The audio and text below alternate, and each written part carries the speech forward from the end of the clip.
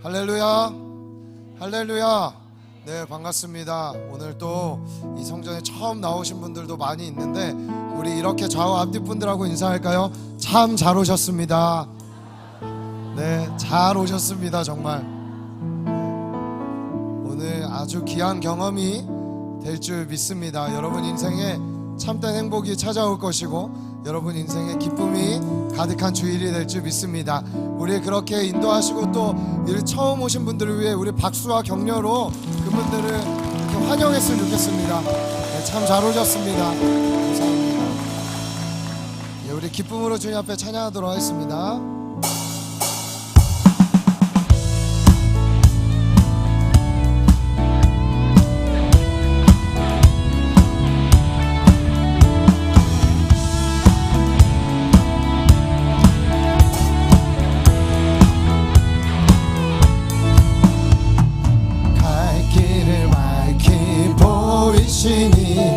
주 앞에 빨리 나갑시다.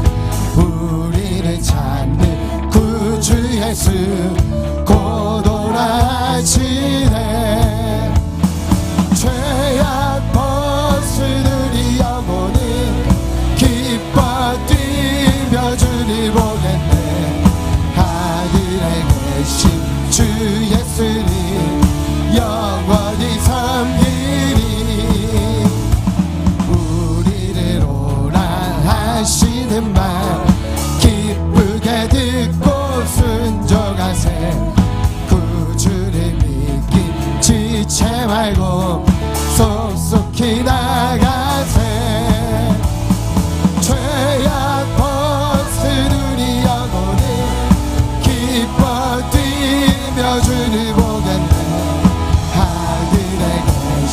주 예수님 영원히 섬기. 주 오늘 여기 계시오니 다 와서 주의 말씀 듣세. 듣기도 하며 생각하니 참 들리시로다. 죄악 벗은 우리 영혼이 기뻐 뛰며 주를 보겠네. 하늘에 계신 주 예수님 영원.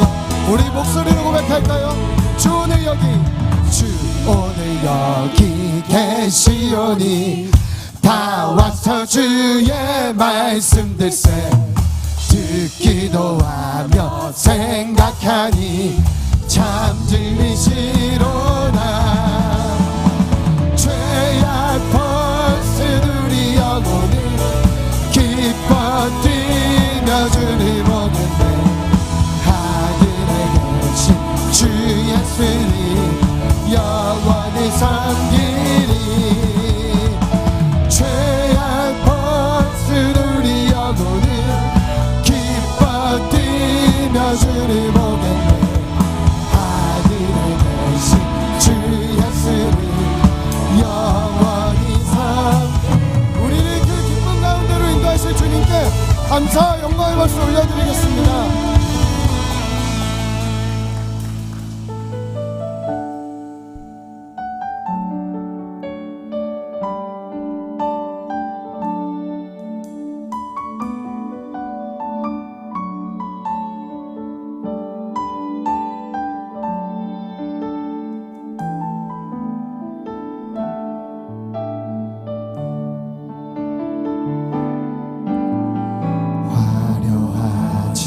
않아도 정결하게 사는 삶. 가진 것이 적어도 감사하며 사는 삶. 내게 주신 작은 힘 나눠주며 사는 삶. 이것이 나의 삶의 행복이라오. 눈물 날 일 많지만 기도할 수 있는 것. 억울한 일 많으나 주를 위해 참는 것. 비록 잘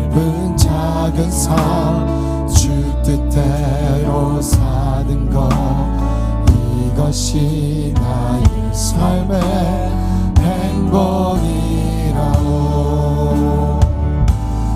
이것이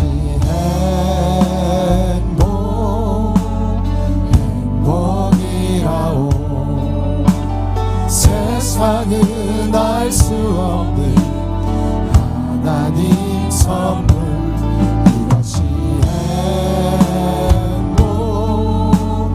행복이라오. 하나님의 자녀로 살아가는 것. 이것이 행복이라오. 다시 한번 처음부터 고백할까요? 화려하지 않아도 정결하게 사는 삶. 가진 것이 적어도 감사하며 사는 삶. 내게 주신 작은 일 나눠주며 사는 삶. 이것이 나의 삶의 행복이라. 눈물 날 일 많지만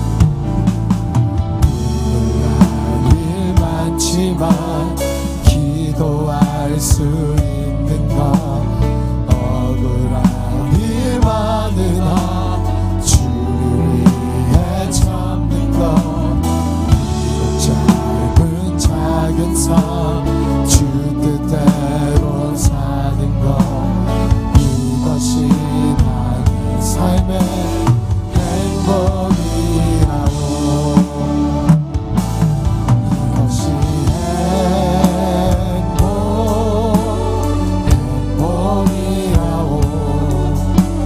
세상은 알 수 없는 하나님 선물. 이것이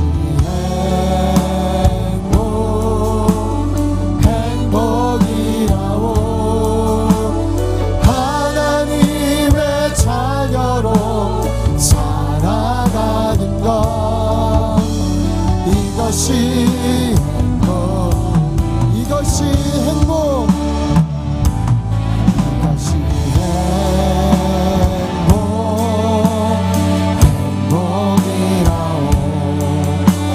세상은 알 수 없는 하나님 선물. 이것이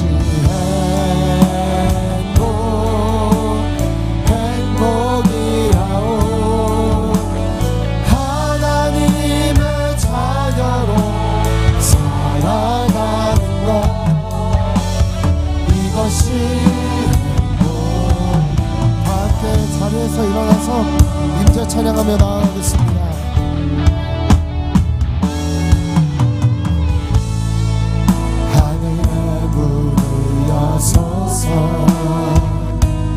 이곳을 주로 나서서 주를 향한 노래가 꺼지지 않으니.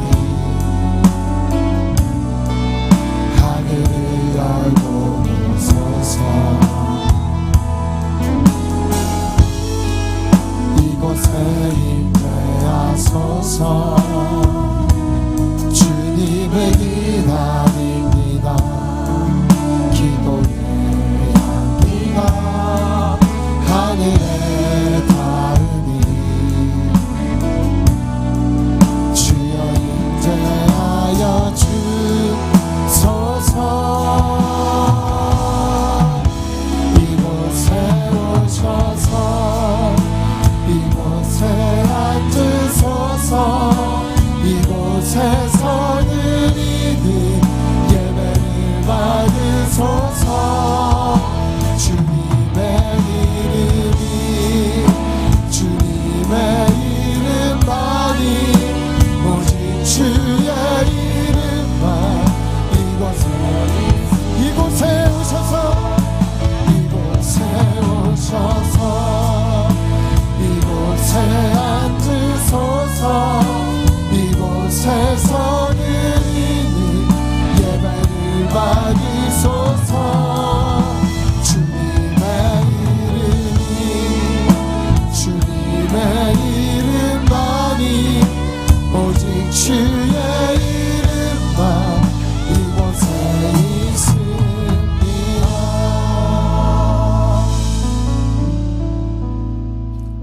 다 함께 사도신경으로 우리의 신앙을 고백하겠습니다.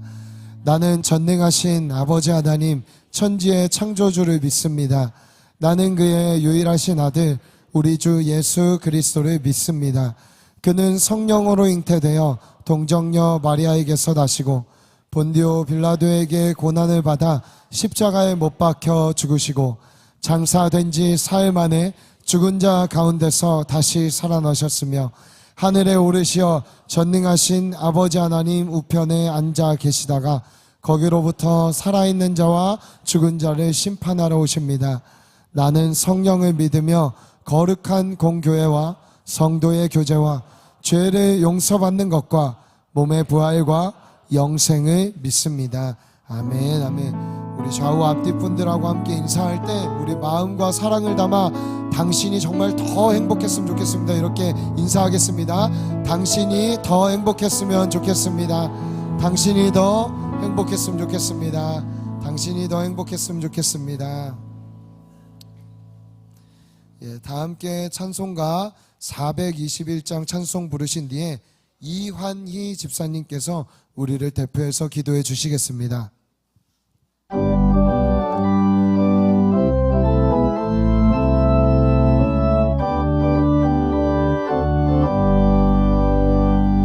내가 예수 믿고서 죄사함 받아 나의 모든 것 다 변했네. 지금 내가 가는 길 천국 길이요 주의 피로 내 죄가 씻겼네. 나의 모든 것 변하고 그 피로 고소받았네. 하나님은 나의 구원 되시오니 내게 정죄함 없겠네. 주님 맑은 빛 되사 어둠에 치니 나의 모든 것 다 변했네. 지금 내가 주 앞에 온전케 됨은 주의 공로를 의지함일세. 나의 모든 것 변하고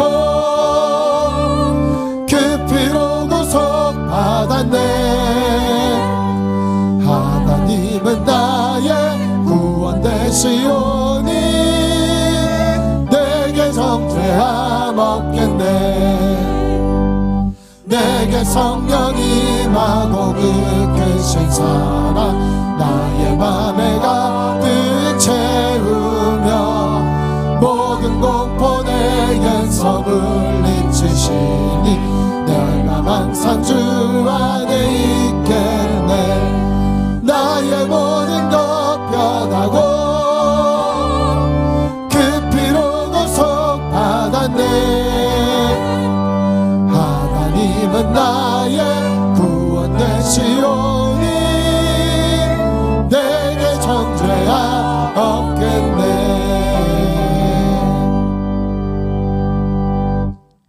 그리스도의 말씀이 너희 속에 풍성히 거하여 모든 지혜로 피차 가르치며 권면하고 시와 찬송과 신령한 노래를 부르며 감사하는 마음으로 하나님을 찬양하고 또 무엇을 하든지 말에나 일에나 다 주 예수의 이름으로 하고 그를 힘입어 하나님 아버지께 감사하라. 아멘. 복되고 귀한 주님의 날, 주님의 성전에 올 수 있는 믿음과 건강을 허락해 주신 주님께 감사와 찬양을 올려드립니다. 이 시간 온 마음과 정성을 다해 아버지 하나님께 예배드리오니 주님 임재하셔서 우리의 예배를 받아주시고 홀로 영광 받으옵소서.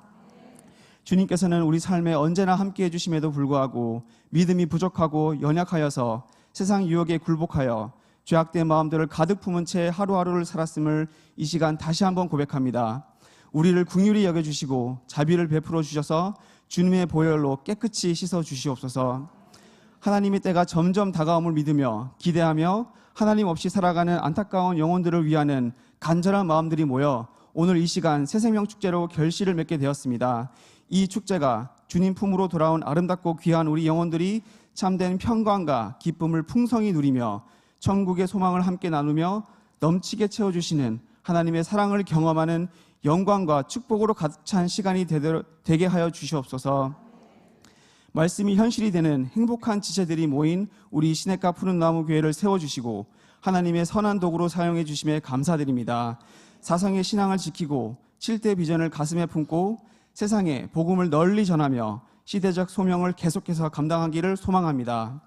다음 세대와 한국교회를 다시 일으켜 세우기 위해 사생결단의 심정으로 새벽을 깨워 기도하는 우리 37 기도 용사들, 마마클럽 기도회 어머니들을 비롯한 기도하는 목소리를 들어주시사 이 땅에 무너진 것들이 원래의 그 아름다운 모습으로 회복되고 더욱더 부흥하는 성령의 새 바람이 불어오게 하옵소서. 우리 다음 세대가 주일학교와 사성스쿨에서 지성, 덕성, 야성, 영성으로 무장하여 주님의 자녀로서 구별된 삶을 살고 세상을 이기는 거룩한 세대가 되게 하여 주옵소서. 이를 위하여 수고하시는 모든 선생님들에게 넘치는 열정과 큰 기쁨을 허락하여 주옵소서. 모리아 홀이 아름답게 지어지도록 그 모든 과정을 주님께서 주관해 주시고 모리아 홀이 다음 세대를 올바로 키우고 지역사회의 빛과 소금이 되는 주님께서 기뻐하시는 성전이 되기를 소망합니다. 다가오는 토요일 한 영혼이라도 더 하나님께 인도하고자 하는 절박한 심정으로 연무대 장병 세례식에 참여하는 하나님의 사람들에게 성령님께서 함께해 주시고 그 능력을 부어주시사 수많은 청년 장병들이 하나님께 돌아와 구원의 기쁨을 함께 누릴 수 있도록 하여 주시옵소서.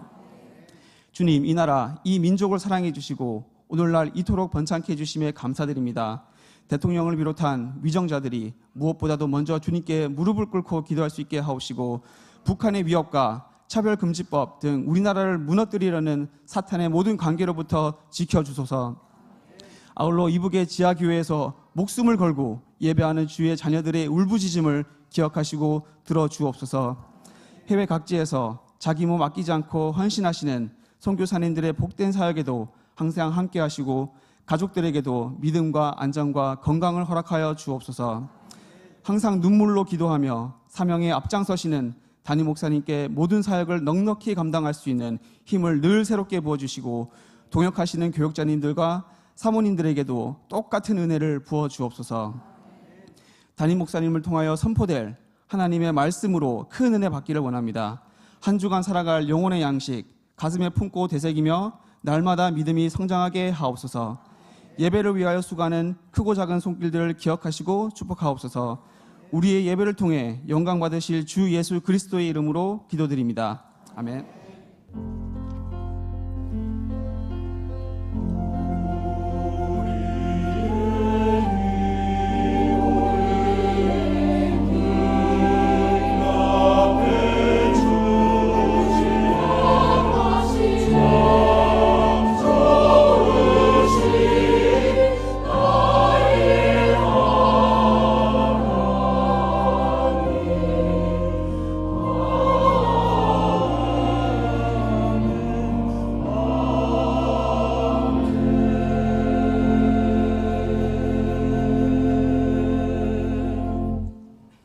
할렐루야, 복된 주일입니다. 예배에 오신 모든 분들 주님의 이름으로 환영합니다.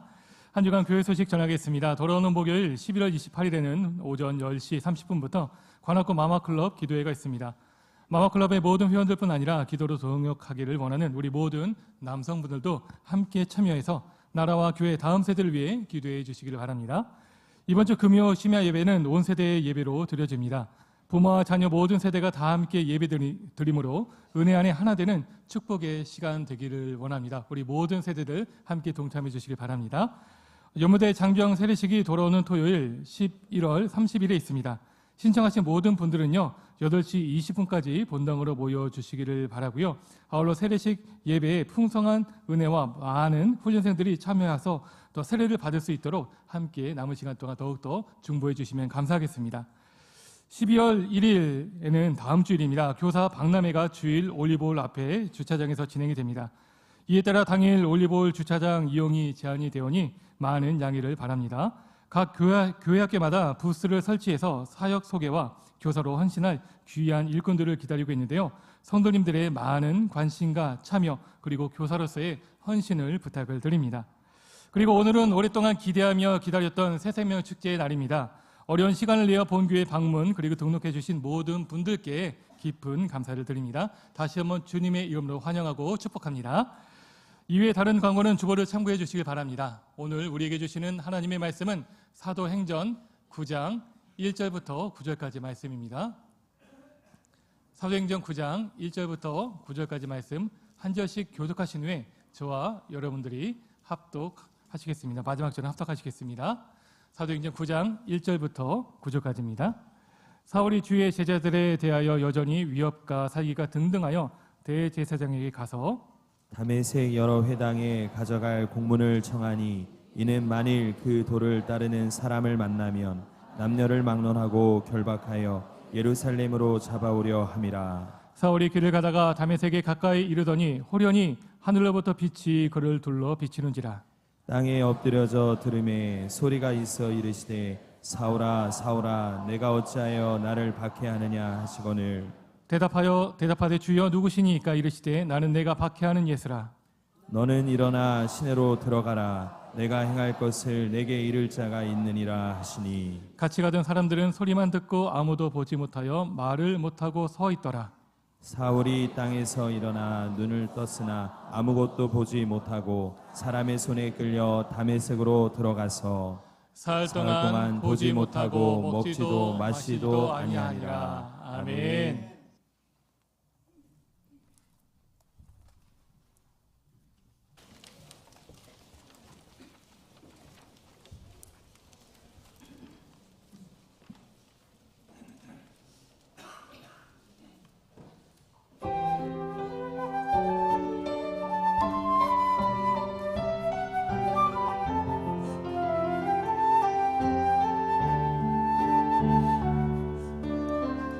내 몸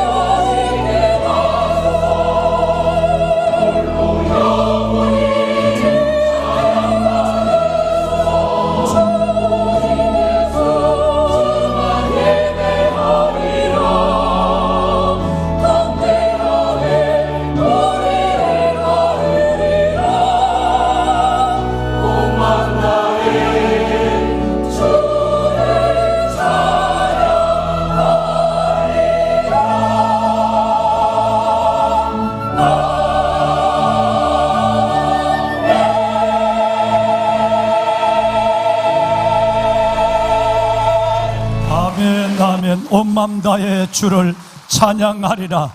우리의 찬양과 예배를 받으실 하나님 감사합니다. 존귀와 영광과 감사를 오직 하나님께만 올려드립니다. 할렐루야. 아멘. 네. 온 땅에 여호와께 즐거운 찬송을 부를지어다. 기쁨으로 여호와를 섬기며 노래하면서 그 앞에 나아갈지어다. 여호와가 우리 하나님이신 줄 너희는 알지어다. 아멘. 왕관의 보석 같으신 여러분, 시편 106편의 말씀은 할렐루야로 시작을 합니다. 할렐루야. 여호와께 감사하라. 그는 선하시며 인자심이 영원함이로다. 우리가 하나님 앞에 감사의 삶을, 그리고 기쁨, 기도, 감사, 이 세 가지는 열려진 하나님의 뜻인 줄 알아. 우리가 어디에서 누구를 만나 어떤 삶을 살아가든 간에 이 세 가지 하나님의 뜻을 잃어버리지 않으면, 즉 성경대로 말씀을 드리면 항상 기뻐하라, 쉬지 말고 기도하라, 범사에 감사하라. 여러분, 항상 기뻐하고 쉬지 않고 기도하고 범사에 감사하는 삶, 내 어떤 상황과 현실을 넘어서 이 삶을 우리가 하나님 앞에서 추구해 간다면 선하시고 온전하시고 기뻐한 하나님의 뜻을 이루어가는 삶이라고 말씀을 드릴 수가 있습니다. 우리는 지난주부터 이번 주까지 2주간 축제의 예배를 드리고 있습니다. 앞에 강단에 여러 가지 하나님께서 1년 동안 일하신 모습들의 표본을, 상징적인 우리 귀한 곡식과 열매를, 꽃을, 그리고 낙엽을 보고 예배를 드립니다마는, 정말 주께서 우리에게 구원, 그 이후에 수많은 일들을, 우리의 영혼, 그 이외에 놀라운 하나님의 여러분 감사의 은혜 요소를 부어주었습니다. 생각해 보면 참 감사한 일들이 너무너무 많습니다. 보석 같으신 여러분, 감사는 기적을 부르는 노래입니다.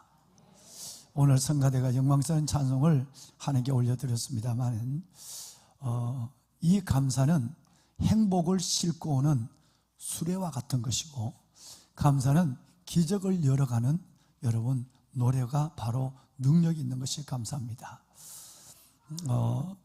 자리가 많이 복잡하죠. 이쪽으로 외서도 되겠는데요. 자리가 비었잖아요. 자리가 비었잖아요. 미안합니다. 자리가 좁아서. 저 뒤에 보좌 의자를 목사님 좀 놓으면 좋겠어요. 보좌 의자를. 중삼층에 올라갔다 내려오셨다가 일을 많이 쓰는데, 그냥 문 앞에서 문을 열어놓고 예배를 드릴 테니까 안내위원들이 보좌 의자를 좀 더 놔주시길 바랍니다. 앞까지 오시기가 불편할 테니까요. 많이 복잡하시죠? 그래요. 1시간 하나님의 은혜에 집중하시면서 가슴 가득한 은혜를 담고 하나님의 음성을 듣고 나아가시는 여러분이 되시길 바랍니다. 보배로운 여러분, 역대하 20장 말씀해 보시면 여호사밧이 왕이 되어서 하나님께 집중하기 시작합니다. 우상의 제단을 회파하고, 그리고 나서는 온 주의 종들을 지방까지 보내서 지방에 있는 사람들에게 하나님의 말씀을 가르치고 유월절을 회복하고, 이런 일들이 일어나게 되죠. 성전을 다시 수리하고 수축하는 일들까지. 그런데 예배를 드리는 가운데 갑자기 모압, 암몬, 마온이라는 세 개 나라가 연합군을 결성해서 쳐들어옵니다. 아무 방비가 되지 않는 이 나라에서는 대책이 없습니다. 졸제당한 일이니까요. 그때 여호사밧 왕은 전혀 세상의 상식과 방법이 다른 것을 선택합니다. 그 전쟁 난리통에 적과 대진하고 있는 자리에서 성가대를 조직합니다. 그리고 그 성가대에게 다 우리 예루살렘처럼 가운을 입게 해요. 그 가운을 입고, 그리고 적을 마주하여 서게 합니다. 총과 칼이 아니라 여러분 칼과 활, 창이 아니었어요. 그리고 하나님 앞에 찬양을 하게 하는데 그 찬양이 놀랍습니다. 내용은 이것입니다. 할렐루야. 여호와를 찬양하라. 그의 선하시고 인자심이 영원함이로다. 할렐루야. 이 찬양을 계속 반복을 하는 거예요. 그런데 놀라운 일이 일어났습니다. 칼과 창이 아닌, 활이 아닌 그 전쟁에 하나님은 주를 향하는 그의 중심과 집중을 보신 거예요. 그래서 모압과 암몬과 마온의 군사들을 하나님은 자중질환을 일으키기 시작합니다. 그들은 모든 것이 물러갑니다. 제가 좀 전에 감사는 기적을 부르는 노래라고 말씀을 드린 이유가 그 성경에 있습니다. 참 상황을 보면, 형편을 보면 감사할 일이 없고 기뻐할 제목이 없지만 그래도 항상 기뻐하라, 쉬지 말고 기도하라, 범사에 감사하라 라고 하는 말씀에 순종하는 중심을 가지고 하나님께 기뻐하고 소망 중에 즐거워할 뿐 아니라 하나님께 감사하면 그 감사는 우리가 생각지 아니하는 하나님의 은혜와 기적을 경험하는 놀라운 시작이 될 것입니다. 이 은혜가 감사절을 보내고 오늘은 생명의 축제를 하는 이 시간, 여러분 가운데 믿음으로 설 수 있기를 바랍니다. 감사는 소위에서 오는 것이 아니라 깨달음에서 오는 겁니다. 생각해 보면 감사할 일이 너무 많은 거죠. 깨달음에서 오는 거예요. 감사는 현재적인 것이지 미래적인 것이 아닙니다. 오늘 감사하지 못한 사람은 내일 또 불평하게 되어 있는 것입니다. 늘 행복과 감사는 현재적인 거예요. 여러분, 감사는 상황에 있는 것이 아니라 속사람이 있습니다. 내 속사람이 어떠냐에 따라서 어떤 환경에도 찬송할 수 있고 감사할 수 있고 기뻐할 수 있는 것입니다. 이 은혜가 여러분의 영혼을, 남은 생애를 큰 은혜 가운데 복되게 하시길 바라며, 특별히 오늘은 아까 우리 김 목사님 말씀하셨습니다마는 놀라운 축복의 날입니다. 정말 우리가 환영하는 날인데 오늘 보니까 144분이 우리 교회를 방문을 하셨어요. 144분이요. 많은 분들이 교회에 방문해서 초대에 임한 분들도, 너무 귀한 분들도 계시고, 코로나 여러 가지 육신의 질병과 연약함 속에 그동안 예배를 드리지 못하시다가 오늘 예배의 자리에 모처럼 나오신 분들도 계십니다. 그리고 오늘 또 40분이 넘는 가정들이 오늘 예수님의 하나님의 백성, 주의 제자가 되겠다고 등록하신 분들도 많습니다. 이따 모든 분들에게 제가 예배를 마치고 그 자리에서 다시 한번 담임 목사가 축복의 기도와 말씀을 드리겠습니다마는, 그래서 성경은 한 사람의 영혼을 천하보다 귀하게 여긴다고 하나님께서 말씀하셨고, 또 하나는 한 사람을 사랑하시되 세상 끝날까지 사랑하신다고 하는 하나님의 약속이 성경에 있습니다. 그런 의미에서 본다면 늘 예배하시는 아름다운 보배로운 성도님들도 귀하시지만 오늘 처음으로 어려운 고민 가운데 또 어렵게 걸음을 내딛어서 이 성전에 나오신 144분의 귀한 분들과 또 그분들을 품고 기도하셨다가 인도하신 인도자분들에게 정말 큰 격려와 박수를 드리지 않을 수가 없습니다. 이제 웬만하면 이렇게 좀 앞으로 메시고 싶지만 공간도 없고 그래 나오시면 민망합니다.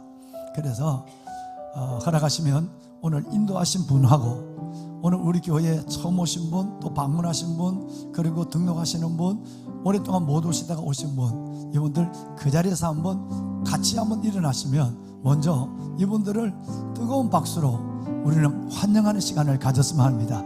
그 자리에서 같이 한번 일어나실까요? 네. 매시 온 분들 그 자리에, 네. 정말 감사합니다. 중삼층에도 많은 분들이 오셨는데, 네. 네. 주님의 이름으로 환영합니다. 잘 오셨습니다. 네. 환영합니다. 네. 자리하실까요? 네. 자리하십시오. 네. 우리 예루살렘 성가대 윤 집사님 많이 회복되셨습니까? 예, 기도했습니다. 예, 자 일어나실까요? 예루살렘 성가대와 앞에 있는 우리 청년들과 담임 목사가 대표로 일어나겠습니다. 자리가 좁으니까 대표로 일어나서 이제 아주 먼 옛날, 아주 오래오래 전에 하늘에서는 여러분들을 향한 하나님의 계획과 사랑이 있었습니다. 이렇게 시작되는 노랫말로 환영 노래를 불러드리도록 할 텐데요. 여러분 혹시 허락하시면 지금 주위에 새로 오신 분들이 계신다는 걸 알고 계시면 그냥 같은 동성끼리라면 꽉 손도 한번 잡아주시고, 아마 모르는 분 같으면 또 여러분 다른 이성이라면 여러분 손을 들고 그들을 위해서 이 찬양을 들 때 블레싱 타임, 축복의 시간을 가져주면 좋겠습니다. 우리 다 같이 한번 이 찬양을 할까요? 아주 먼 옛날 하늘에서는 주님을 향한 당신을 향한 계획 있었죠. 하나님께서 바라보시며 여러분들을 너무너무 좋아한대요. 좋았더라고 말씀하셨네. 이 세상 그 무엇보다 귀하게 나의 손으로 창조하였노라.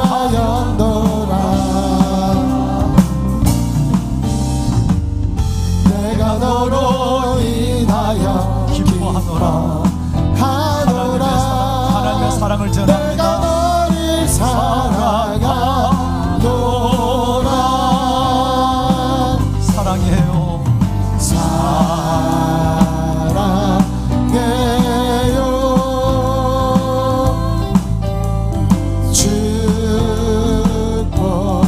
축복해요. 당신의 마음에 우리의 사랑을 드려요. 사랑해요. 정말 사랑해요. 사랑해요.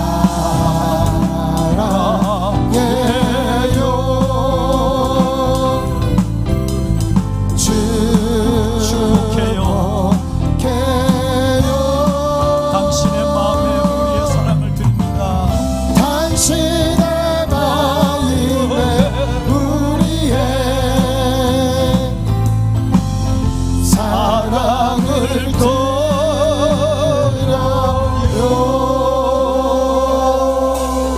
네, 다시 한번 큰 박수로 환영합시다. 환영합니다. 네, 정말 잘 오셨습니다. 네, 주의 사랑으로 환영합니다.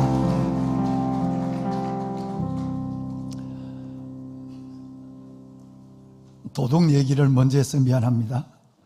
성경에 보면 기억하기도 좋은 요한복음 10장 10절에 도둑과 예수님 얘기가 같이 나와요. 도둑이 오는 것은 두 가지 목적 때문이다. 훔치고 강탈하죠. 죽이고 멸망시키는 목적을 갖고 도둑은 초대하지 않아도 들어오지만 예수님이 2000년 전에 이 땅에 오신 것은 우리로, 양으로, 여러분으로 생명을 얻게 하고 조금이 아니라 지금 우리의 삶에 정말 녹록지 않고 만만치 않는 우리 인생의 고난된 힘든 삶의 여정에 이 모든 것을 이겨낼 뿐 아니라 그 가운데 소망 가운데 끝내는 여호와 니시 승리의 깃발을 들 수 있는 힘을 주시고 위로를 주시고 그리고 자유함과 세상이 줄 수 없는 평안을 주기 위해서 오셨다라고 말씀하고 있습니다. 이 생명과 풍요로움이 오늘 하나님 앞에 나와 함께 예배하시는 여러분들과 또 걸음하신 소중한 분들 모두 위에 주의 말씀이 현실로 임하는 축복이 함께하기를 담임 목사가 진심으로 축원합니다. 보배로운 여러분, 발달 심리학자들은 사람이 성장하는 단계를 어떤 사람은 4단계, 어떤 사람은 5단계로 설명을 했습니다. 인간의 발달 과정을 5단계는 아시는 대로 첫째는 영유아기, 두 번째는 소년기, 네 번째는 청년기, 그리고 여러분 세 번째는 청년기, 네 번째는 장년기, 마지막에는 노년기. 이렇게 5단계를 구분하는 분도 있고요. 어떤 분은 소년기와 청년기를 합해서 그것을 봄으로 생각하면서 유아기, 봄의 계절에 바로 여러분 청소년기, 그리고 가을의 계절에 장년기, 겨울의 계절을 노년기로 비유해서 심리학자들이 얘기하는 분도 계십니다.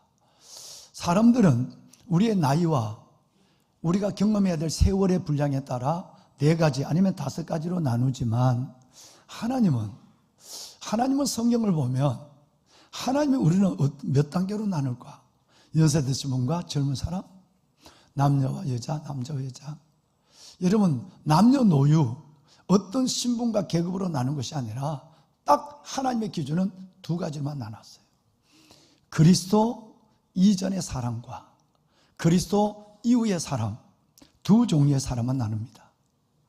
마치 여러분, 예수님이 이 땅에 오신 지금부터 2028년, 본래 여러분 로마의 학자가 4년을 차고 있거든요. 본래는 지금 2024년이 아니라 2028년이에요. 그러면 지금부터 2028년 전에 예수님이 이 땅에 오신 사건을 중심으로 해서 Before Christ, 예수 이전의 역사, BC의 역사죠. 그 예수님의 탄생 그 이후의 역사를 AD의 역사, 아노 도미니. BC는 영어지만 AD는 라틴어입니다.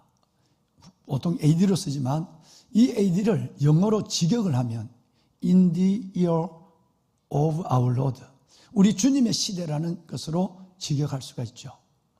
그러면 믿는 사람이든 안 믿는 사람이든 종교가 어떻든 간에 예수 그리스도가 이 땅에 오셨다는 사실을 아무도 이 역사적 사실을 부인하지 못하죠. 그것에 따라서 기원 전, 기원 후가 나눠지니까요. BC와 AD로 나눠지니까요. 역사는 오직 예수 그리스도를 중심으로 해서 예수 이전 그리고 예수 이후의 역사로 바뀌어지는 것입니다. 마찬가지로 성경은 우리 개인의 인생도 그렇게 봅니다. 그리스도 이전의 인생, 그리스도 이전 이후의 삶이에요.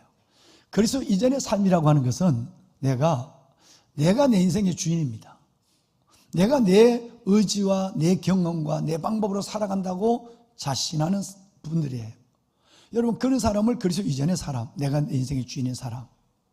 두 번째는 안내위원들, 의자를 놓으실 때는 내가 얼굴이 보이도록 의자를 나눠줘야 뒤에 정렬을 하면 안 돼요. 그래요. 내가 설교하면서 별거 다 신경 씁니다. 성도분들이 그렇게 많은 분들이 서서 3층에 내려갔다 2층에 내려갔다 자리가 없어서 그러는데 그 자리 하나 보조자 하나 놔줄 마음이 아직은 우리 부목사님들은 감각이 아주 그런가 봐요. 나이가 60이 넘어야 되는가 봐요. 의자를 놓으면 쪽바로 놓으면 그 사람 때문에 전혀 앞이 보이지 않는데도 일렬로 나눴어요. 담임 목사가 봐야 아이 컨택이 이루어져요. 그래야 은혜가 받습니다. 뭘 보실 것이 있고 뭘 여러분 하실 것이 있어도 예배 시간에는 꼭 담임 목사를 봐주세요. 그 안에서 스피리추얼 파워, 성령이 움직이기 시작하는 것입니다. 저도 그래도 괜찮게 생겼습니다. 여러분 감사합니다. 여러분 그리스도 이전의 사람은 내가 내 인생의 주인인 사람이에요.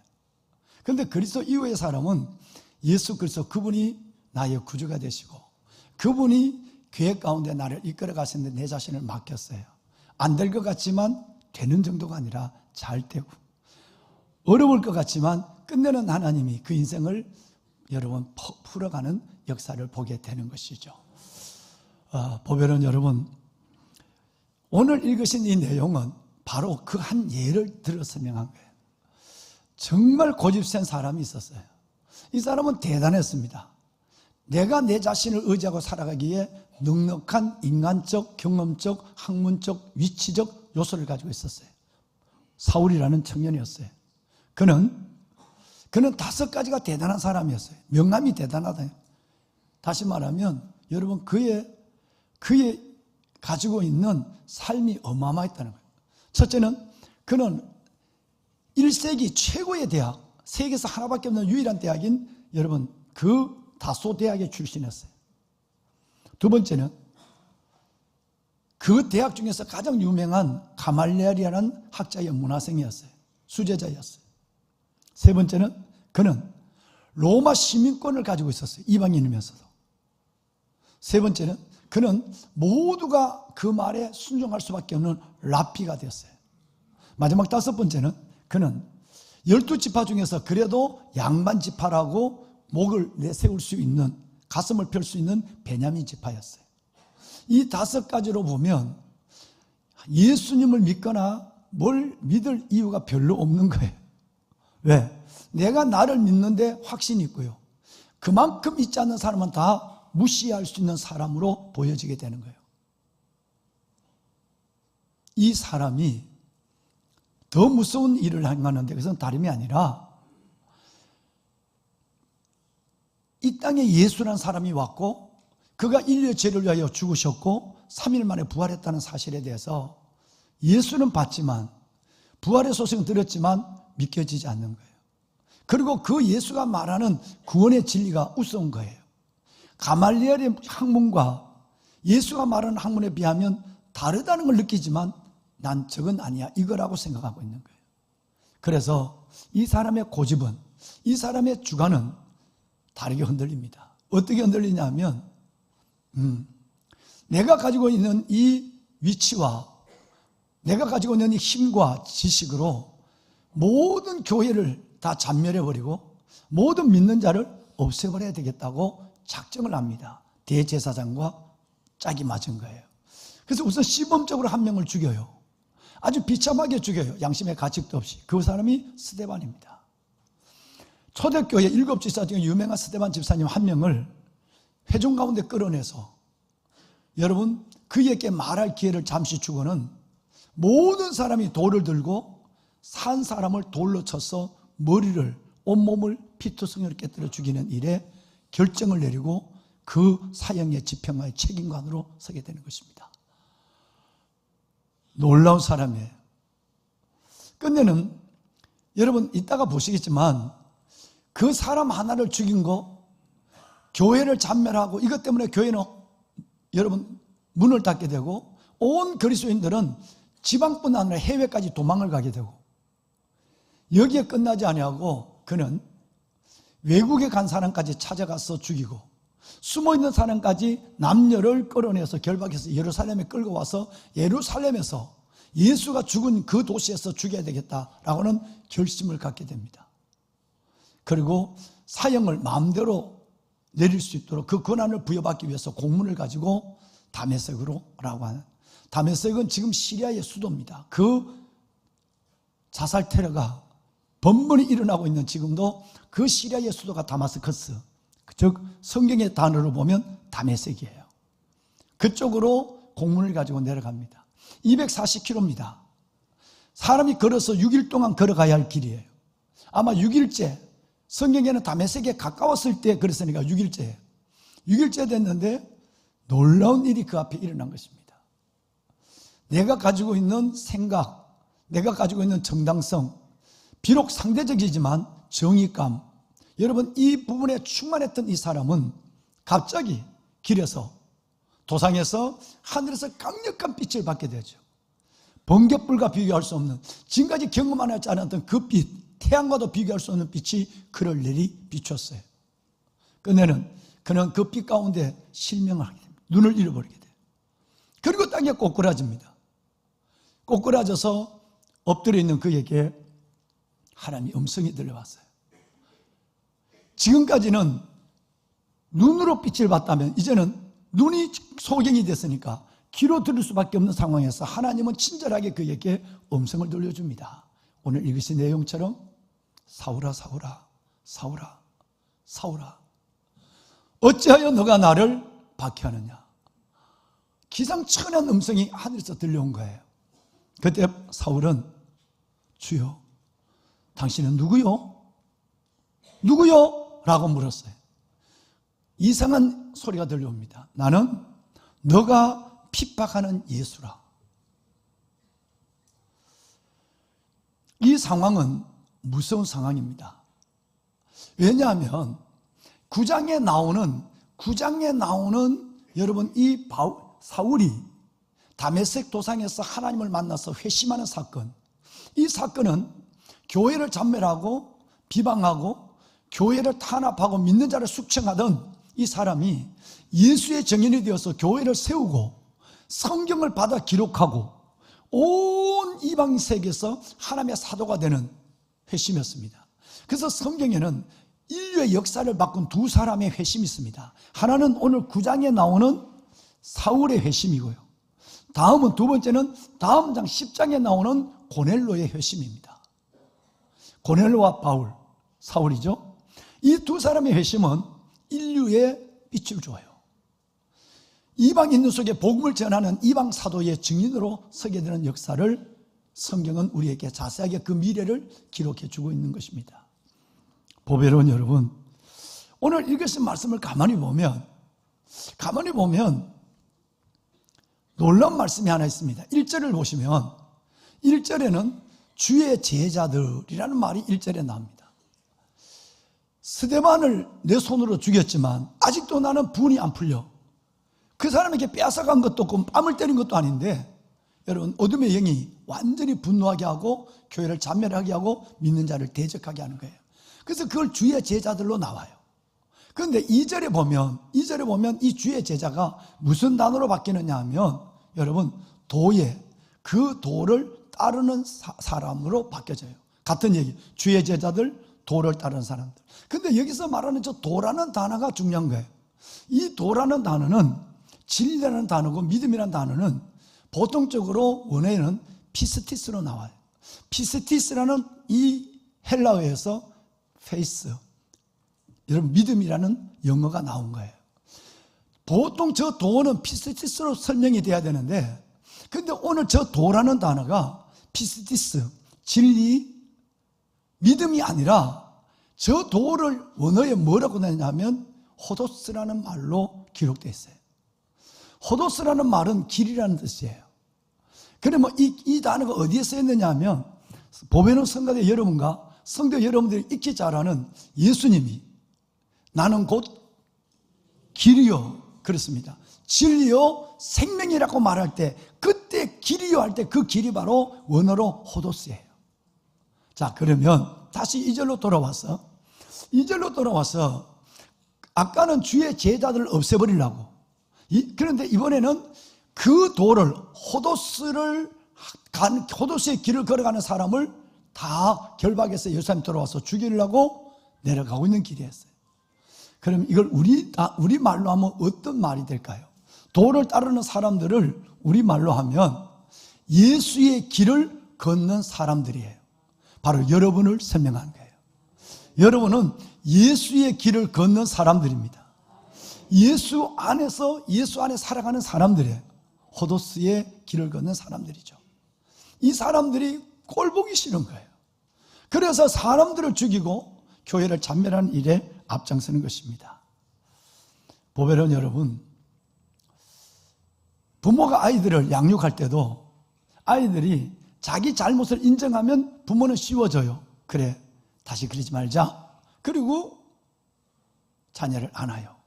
그런데 자녀가 끝까지 엄마 왜 그래? 엄마가 이상해. 엄마 싫어. 나는 안 할 거야. 그렇게 안 할 거야. 여러분, 끝까지 아이가 자기의 실수와 과오를 인정하지 않는다면 부모는 힘들어져요. 하나님이 영적 자녀인 우리를 바라볼 때도 마찬가지예요. 여러분, 내가 잘못되어 있고 내가 잘못한 부분이 있다는 것을 깨닫는 사람은 그들은 주님 앞에 여러분처럼 나오기가 쉽습니다. 그런데 좀 전에 우리가 만났던 이 본문의 성경의 주인공 사울처럼 내가 뭐가 틀려? 오히려 너네들이 문제야. 나는 다소 대학을 나왔다고. 나는 가말리엘의 문화생이라고. 나는 너희들이 없는 로마 시민권을 가지고 내가 랍비잖아, 랍비. 그리고 내가 베냐민 사람이야 라고 하는 것에서 철저하게 자기를 높여놓을 그 좌대 위에 자기의 철저한 권력을 가지고 내가 맞아, 오히려 너희 틀렸다고 얘기하면 이 사람은 참 주님 앞에 서기가 어렵습니다. 왜? 자기 의가 너무 강하니까. 예수가 필요 없기도 하고 아무리 하나님의 진리가 선포된다 할지라도 거기에는 그 진리를 받아들이기는 쉽지 않습니다. 보석 같은 여러분, 오늘 만나준 이 사울은 나중에 이름이 바울로 바뀌는데, 이 사울은 잘못된 지식을 가지고 있었는데 그 지식이 진짜라고 믿고 있는 거예요. 또 하나는 잘못된 열정을 가지고 있어요. 내가 교회를 잔멸하고 믿는 자를 죽이는 것이 하나님을 유익하게 하는 것이라는 잘못된 인식과 지식과 열정을 가지고 있는 사람이었습니다. 그는 대단했습니다. 한번 그 얘기를 한번 들어볼까요? 오늘 1절과 2절에 살기가 등등했다, 위협했다는 말이 1절과 2절에 나오는데, 한 사람을 죽였는데도 조금도 양심의 가책이 없고 오히려 더 죽여야 되겠다는 위협과 살기가 등등해서 더 많이 죽이려고 외국까지 내려가고 있는 길이에요. 여러분, 2절을 볼까요? 아까 2절 봤지만 남녀를 불문하고 다 결박해서 예루살렘에서 죽여야 되겠다 라고 얘기하는 거예요. 예수가 죽인 자리에서 그를 죽여야 되겠다고 생각한 거예요.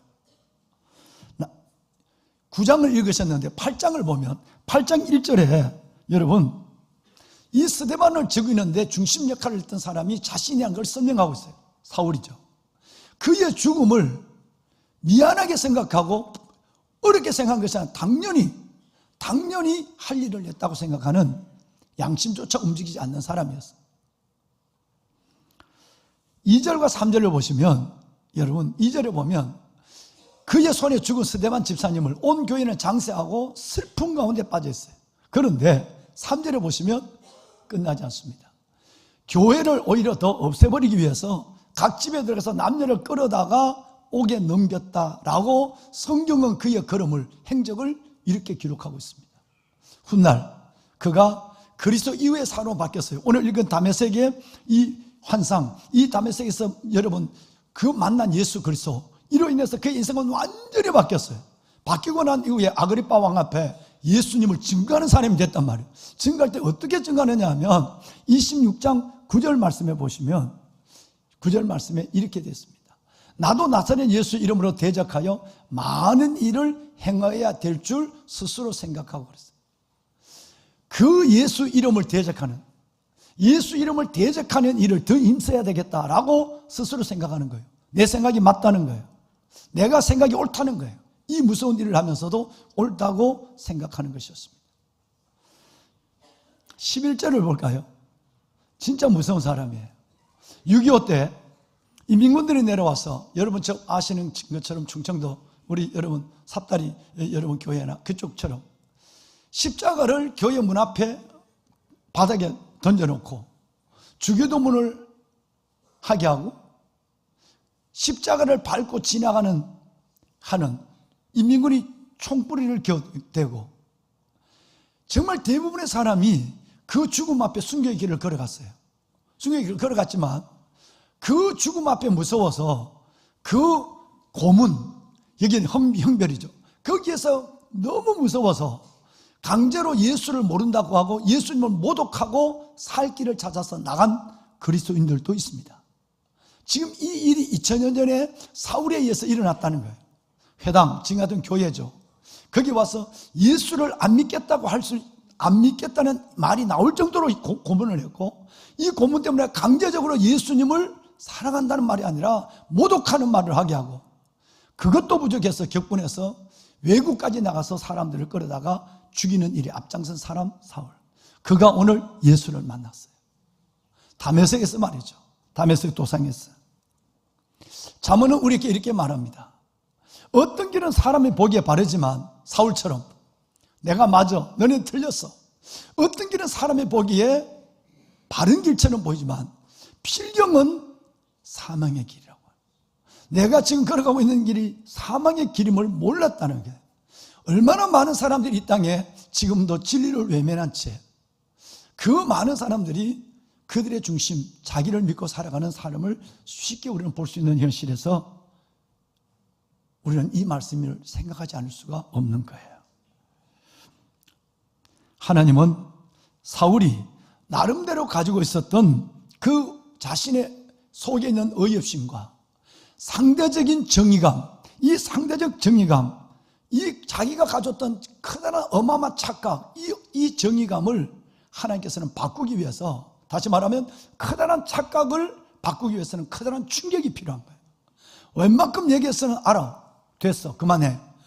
말이 통하지 않으니까 이제는 이 사울은 이제는 그런 법 가지고는 안 되니까 커다란 착각에 빠져있는 이 사울에게는 커다란 충격이 필요한 거예요. 그래서 하나님은 강력한 하늘을 열어서 예수 그리스도의 빛을 상징하는 빛을 내려 비췄고, 쓰러지고 눈을 읽게 만들고, 그리고는 하늘에서 음성을 들려주는, 눈으로 보고 귀로 듣는 일이 일어나지 않으면 이 고집쟁이는 꺾여지지 않으니까 하나님이 역사했다는 것입니다. 보배론 여러분, 여기서 우리는 이상한 것이 하나 있어요. 뭐냐면 사울아, 사울아, 어찌하여 너가 나를 핍박하느냐? 라고 했을 때, 여러분, 사울이 누구요? 라고 했는데 나는 너가 핍박하는 예수라고 그랬어요. 이 말을 가만히 들여다보면 이상하리만큼 대화가 다른 방향으로 가고 있는 걸 알아요. 자, 당신이 누구요? 라고 내가 되물었다면 예수님은 사울에게 뭐라고 대답해야 되냐면, 내가 설명하마, 나는 너가 죽이고 너가 핍박하는 그 성도들의 예수야, 이렇게 얘기를 해야 맞아요. 근데 오늘 예수님은 자신과 성도들을 동일시하게 돼 있어요. 나는 너가 그렇게 못살게 하고 죽이는 성도들의 예수라 그러지 않고, 나는 너가 핍박하는 예수라. 이 말은 이 성도를 핍박한 것이 아니라 너는 나를 박해한 거야. 그래서 우리와 예수님을 동일시해서 선포하는 거예요. 할렐루야. 이건 어마어마한 것입니다. 목사님, 에어컨을 살짝 좀 넣어줄까요? 시원하게. 예. 보배론 여러분, 이 말은 무슨 말이냐면, 여러분들이 예수 그리스도를 나의 구주로 믿고 하나님의 자녀가 되면 여러분 안에는 예수 그리스도께서 내주하십니다. 그러므로 여러분은 삶은 여러분이 살아간 것 같지만 여러분 안에 있는 예수 그리스도, 그분이 여러분의 삶을 보증하시고 책임지시고 이끌어 주십니다. 어마어마한 박해와 어마어마한 순교가 우리 땅에 2000년 동안 이어지고, 지금도 인도네시아, 여러분 아랍권, 그 어마어마한 순교의 모습을 봤을 거예요. 이집트에 있는 우리의 크리스찬들을 23명을 아랍 사람들이 강 해변에다 얼굴을 가리고 황색천을 입히고 한 사람 한 사람을 목을 자를 때도 23명이 한 명도 예수를 부인하지 않는 것을 여러분 영상을 보셨지 않습니까? 그 무슬림들의 칼 속에도 주님을 신하지 않는, 부인하지 않는, 신하는 사람들. 우리는 이 두 가지 사실을 알아야 되는 거예요. 여러분이 예수 때문에 고난을 당하고 예수 때문에 욕을 먹고 예수님 때문에 정직하게 산 것 때문에 사업이 안 되고, 오늘 또 어느 사업가가 예배 바로 전에 되게 그리, 목사님, 이제는 나는 사업 때문에 살짝 거짓말 하고 싶어도 이제는 저는 그렇게 하지 않을 겁니다. 그렇게 안기로 결심해서 살아갑니다. 내가 잘했다고 칭찬했어요. 소녀를 보고 멸시를 당하고 조롱을 당하고 핍박을 받아도, 여러분 첫째 중요한 것은 여러분이 핍박을 받고 조롱을 당하지만 진짜 조롱을 당하는 분은 우리 안에 있는 예수예요. 바꿔 생각하면 여러분들을 멸시하고 조롱하고 욕하는 사람들이 있다면 그들은 여러분을 욕하는 것 같지만 여러분 안에 있는 예수를 욕하는 거예요. 그래서 나는 너가 핍박하는 예수라고 얘기한 거예요. 제가 청년회 때 이 말씀이 내게 얼마나 강력하게 들어왔는지, 여러분, 정말 저는 하나의 신념을 갖게 되었고 신앙을 넘는 신념이었어요. 그리고 확신 가운데 담담을 갖게 되었고 승리에 대한 분명한 확신을 가지고 당당해지게 되었어요. 뭘 때문에? 나는 비록 어리고 아무것도 할 수 없어도 내 안에는 그분이 계시는구나. 그분이 나를 보실 때는 나의 어담이 아니라 내 안에 있는 예수의 어담을 보고 내 같은 사람을 불쌍히 여기고 고난에서 건져주시고 환난에서 이길 수 있는 힘을 주시는구나 라는 걸 깨달았단 말이에요. 그러니까 그때부터 내 인생은 완전히 180도로 바뀌어졌어요. 어떤 고난이 와도 사람은 주를 이기지 못해. 저 사람이 나는 이길 수 있을지 몰라도 내 안에 있는 예수를 못 이겨. 사람의 주기를 이기지 못한다는 것에서 승리의 확신이 들어오게 된 거예요. 며칠 전에 새벽기도 때 사진 한 장을 보여드렸어요. 이 38년 전의 사진입니다. 이 사진을 또 띄우는구만요. 여러분, 가장 인생의 어두운 터널을 지날 때입니다. 내 삶은 갈갈이 찢어진 것 같고 목회의 삶을 중단했는, 제가 여러분 세 번째 임진가, 인간을 해서 세 번째 임지의 대위 때였습니다. 교회가 건축 중에 있는데 사단에, 저희의 지휘관인 사단 참모님이 여러분 그 교회 건축에 너무너무 어려움을 줬어요. 저 건물은 우리가 헌금해서 짓는 것이 아니라 정부에서 중앙경리단, 조달청에서 1년에 2동의 종교시설을 져요. 하나는 교회, 매년 교회는 한 동씩 져요. 전국에 있는 교회, 군에서 국가 예산으로 짓는 거예요. 육해공원에 한 동. 또 하나는 한 동은 법당, 절을 아니면 성당을 지어줘요. 그리고 원래 성당 지었으면 내년에는 법당을 져요. 절을 져요. 그러니까 1년에 2동 종교 건물 중에 한 동은 교회가 숫자가 많으니까 늘 교회는 매년, 그리고 법당과 성당은 경년, 이렇게 예산을 짓는 거예요. 드디어 우리가 그렇게 금식하고 기도했는데 그 예산이 우리 사단으로 떼떨어진 거예요. 교회를 짓는, 얼마나 기뻤겠어요. 춤을 췄어요. 근데 여러분, 사단장님이 이 교회를 교회처럼 짓지 말고 다른 종교와 다 같이 쓰도록 만들으라는 거예요. 이건 아닌데, 저는 대위고 그분은 장군이에요. 저는 그분의 참모예요. 제가 정중하고 겸손하게 들어가서 이것은 국가 예산으로 짓는 것이고 성당 예산은 내년에 또 나오고 교회 전체의 인원을 비료해서 매년 나오고 법당과 성당은, 절과 성당은 이렇게 짓습니다 라고 했는데 막무가내예요. 지휘관이 하라면 하라는 거예요. 십자가를 이렇게 뗐다 붙였다 하고 뒤에 다른 것도 만들고 공간을 만들고, 저는 8번이나 정중히 얘기했지만 그분이 오히려 저에게 어려움을 줬어요. 문제는 저 문제가 아니었어요. 우리 참모장님도 우리 교회 집사님이에요. 저걸 짓는데 여러분 감독하는 공병대장님도 우리 교회 집사님이에요. 저는 어떤 고난도 당할 수 있지만 그 부대 참모장과 공병대장 참모들이, 인사참모가 사단장으로부터 직접적으로 받는 압력, 교회 다니는 것들이, 왜 그 목사는, 신목사는 왜 그 모양이야? 시키면 왜 말 안 들어? 저는 합법적이거든요. 합법적이 보여줘요.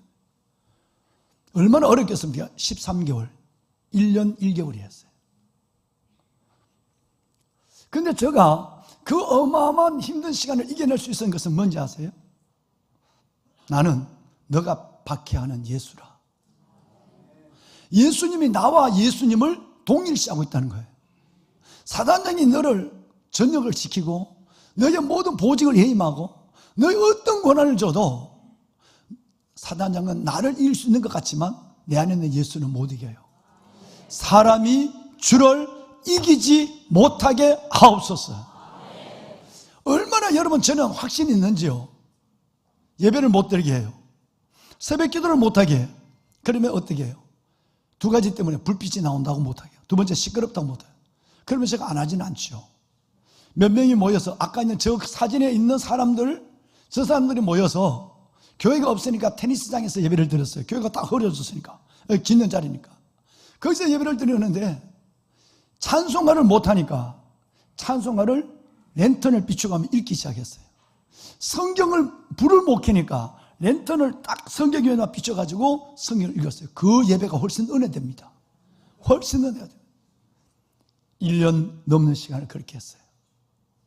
여러분, 얼마나 많은 겸식을 했는지 사진을 다시 한번 보여줄까요? 38년 전 저 사진입니다. 제가 누군지 아시겠어요? 저기 있는 사람이. 보입니까? 저도 저렇게 머리가 까말 때가 있었어요. 여러분, 저 배를 한번 보세요. 저 배를.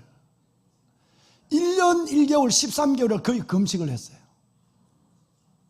배가 등짝에 붙었어요. 이렇게 서면 힘이 들어서 기대지 않으면 서 있을 수도 없어요. 처절한 고난 가운데 그래도 내가 아무리 힘들어도 나는 승리할 줄 알았어요. 왜? 원칙이니까. 할 법이 있는데 불법을 원하는 위의 사람, 그 문제에 굴할 수가 없는 거예요. 왜? 내 안에 예수가 핍박을 당한 거예요. 예수님과 함께 금식하는 거예요. 끝내는 여러분 13개월이 지나고 2년이 됐을 때 저 건물은 정군에서 가장 아름다운 건물로 지어지게 됐어요. 교회로.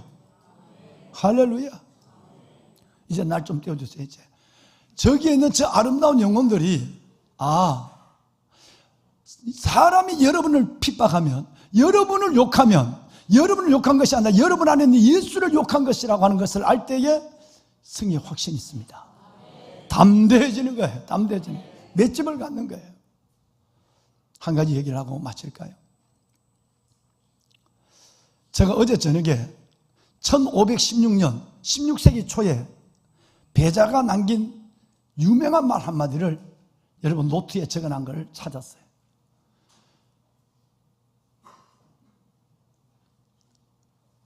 모루가 있고 망치가 있어요.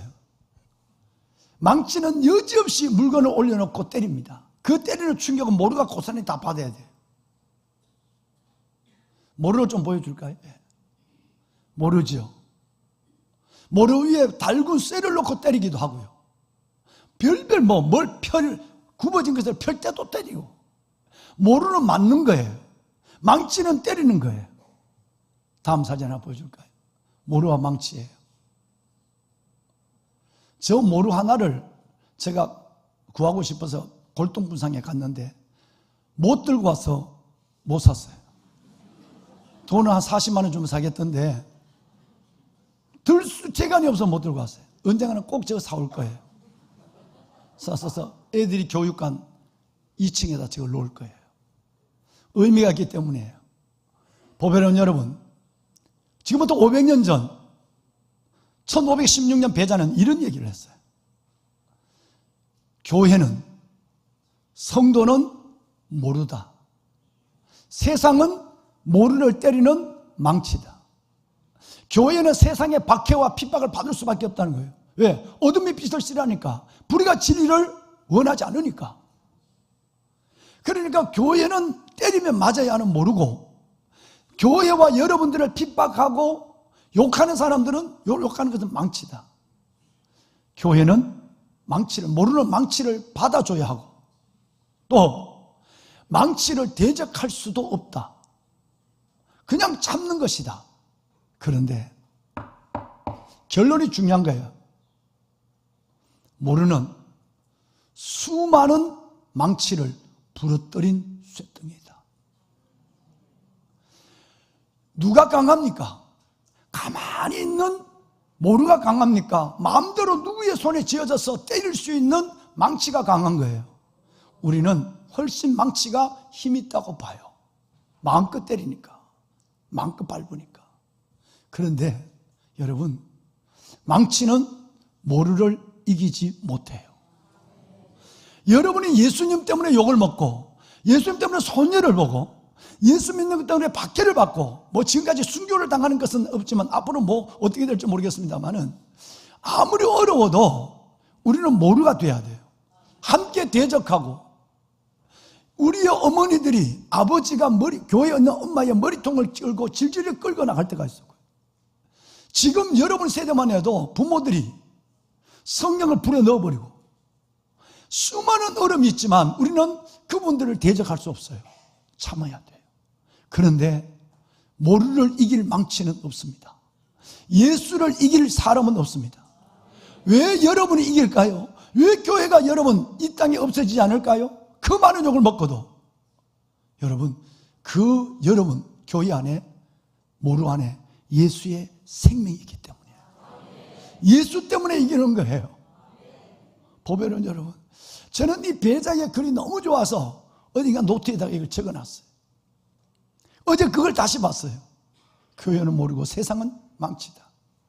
세상이 때리는 대로 교회는 받아야만 한다. 참아야 한다. 그러나 이게 중요한 거예요.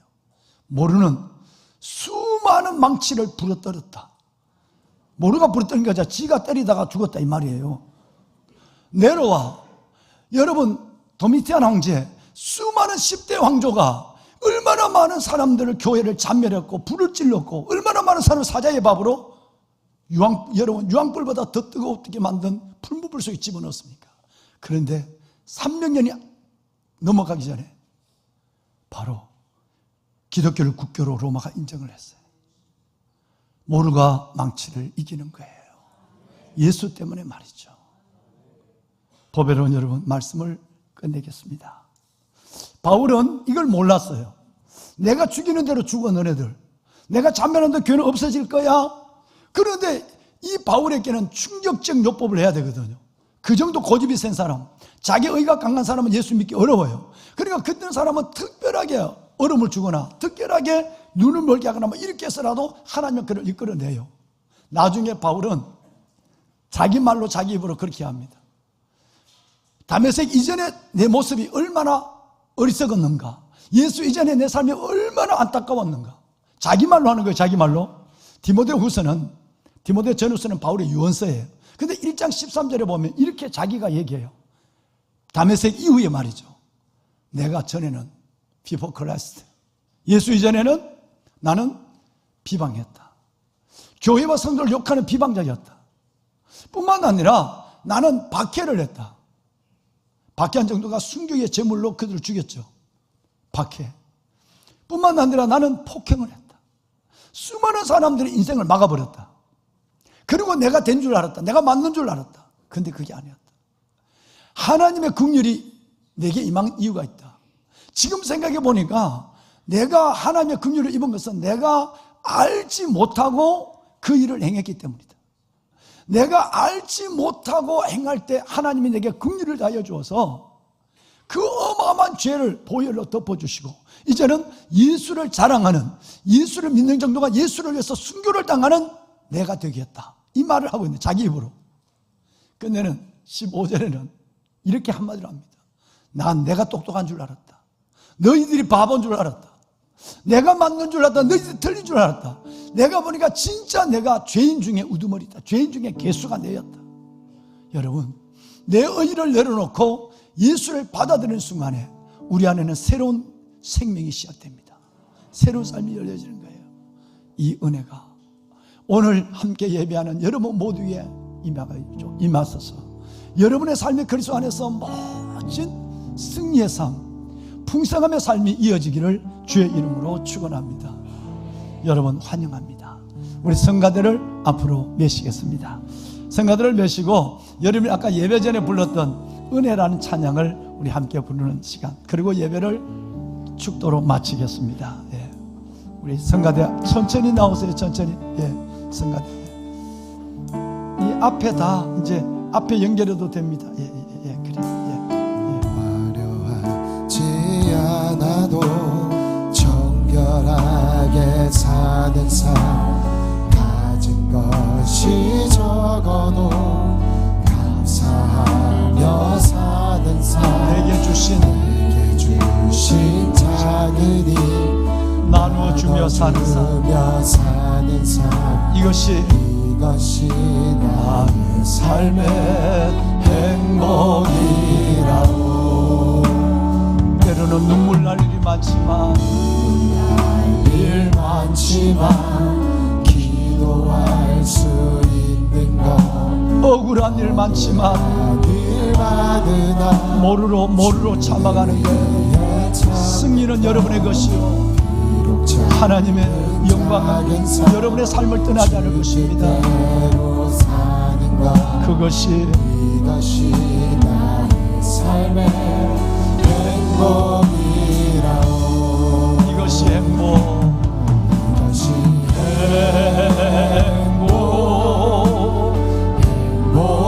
행복이라오. 세상은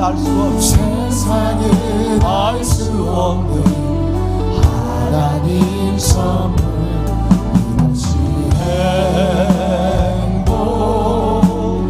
행복이라오. 하나님의 자녀로 살아가는 것, 이것이 행복. 여러분, 그것이 행복입니다. 다시 한번 이것이 행복.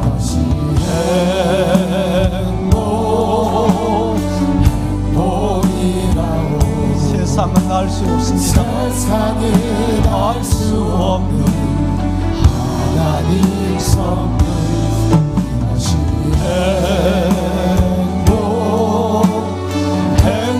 행복이라오. 하나님의 자녀로 살아가는 것, 이것이 행복이라고. 이것이 행복입니다. 이것이 행복이. 여러분, 이것이 정말 행복이에요. 이것이 행복이라오.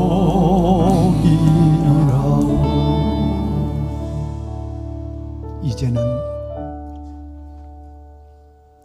우리를 위하여 십자가를 지시고 보혈을 흘리셨으며 영원한 구원 생명을 위하여 삶 안에 부활하신 우리 구주 예수 그리스도의 은혜와 독생자 예수 그리스도를 이 땅에 2000년 전에 보내신 하늘 아버지의 그 크신 사랑하심과 그 예수를 나의 구주로 알게 하시고 믿게 하시고 그리스도 안에 그리스도 이후에 풍성한 삶을 살게 하시는 성령님의 감화 감동 충만의 역사가 11월 마지막 주 2024년 어느 날 의미 있는 예배를 드리고 성전을 나서는 왕관의 보석 같은 성도들 머리머리 위에와 저들의 남은 생애 위에 저들의 가정과 자녀들 위에 이제부터 영원토록 함께 하시기를 간절히 축원하옵나이다. 아멘. 하나님 축복하십시오.